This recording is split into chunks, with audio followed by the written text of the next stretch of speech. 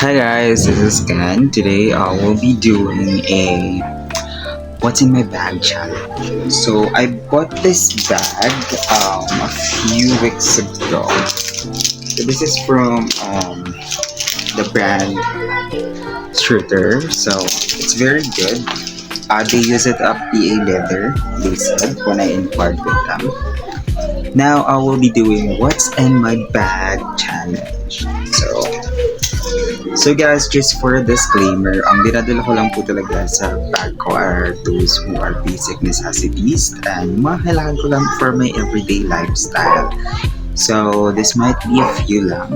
So it's not like a full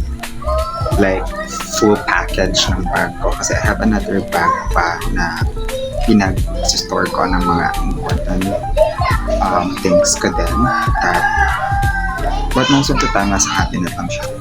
So, I think let's get started. Ayan. First and foremost is, of course, my wallet.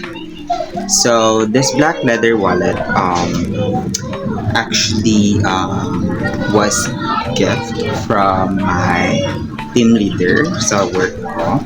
It was like a Christmas gift. So, very thankful kay DL Shetta. And yeah, wala na siyang pera. And then, I actually just usually bring a one card lang, which is my main card. Not technically main card. Yung payroll card ko lang. So, every time na meron ng payroll, mag-withdraw ako. So, it just have some few coins na lang. So, let's just put that aside for now. And the other one is my notebook. So this is a small journal notebook that I bring always kasi hindi natin alam kung may mga magagandang mangyayari sa buhay natin and we have to write it down. So we have to write it down the date so that we could remember it. And of course, my ID sa work and also my ID sa school. Oh, yeah. And then I do have here the pastil. Not sure. Yeah, the pastil na binili ko online kasi naisip ko, paano pag nagugutom ako sa work, diba? So, paano? Ano kakainin ko? Tapos wala akong pera. Kasi nagpipetsa di peligro talaga tayo lahat. So, sabi ko, pwede siya pang-is ng gutom or anything, right? So, it's just essential for me. Pero iiwan ko din siya sa locker ko sa work. It's not gonna be last sa bag ko. And then, this is an additional lang. Meron akong sugar from McDonald's. Kasi when I run for about ng 4 a.m. last Saturday, bumili ako ng kape. Tapos 3 sugar yung binigay. I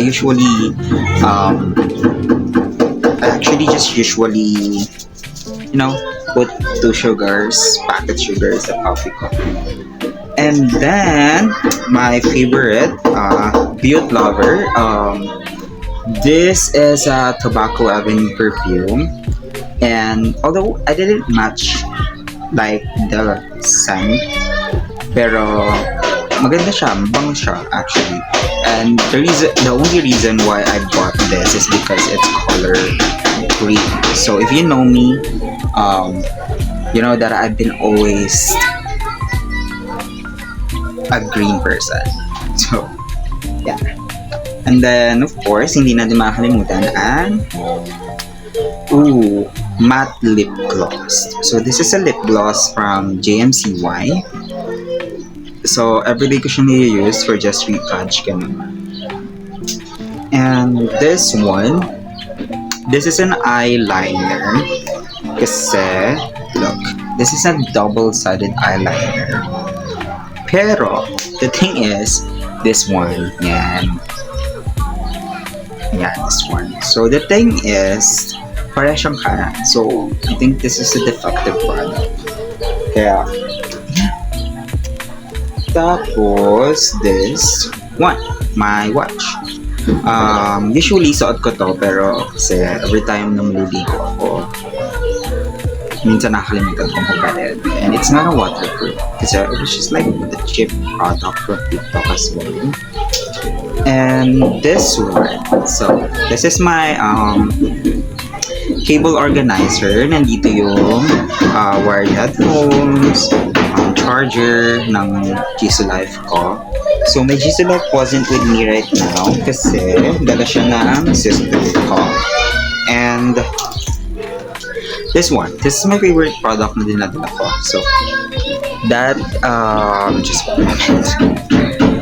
So, that is, yan. So, that is a L'Oreal Absolute Repair Molecular Hair Serum.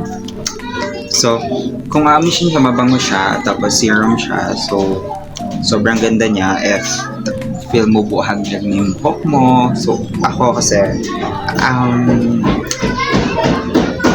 I am a commuter, so buhag talaga yung buhok ko lagi.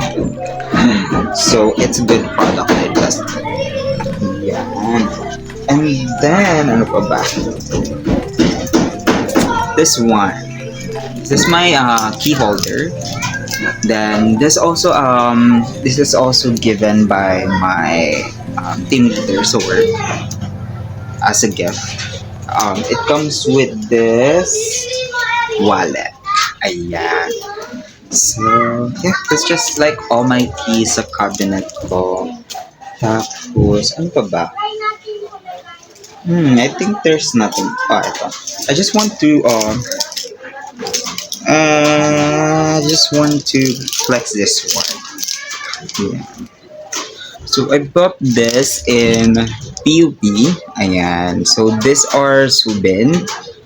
This is Jinjin. So, this is Subin.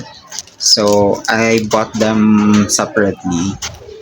Unfortunately, wala silang Yuning Kai, Taeyeon, and Bongkyo. So, I just have to follow up with them sa Wednesday because I believe they'd be magbebenta sila. So, yeah. So, yun lang. Thank you for watching. Bye-bye now.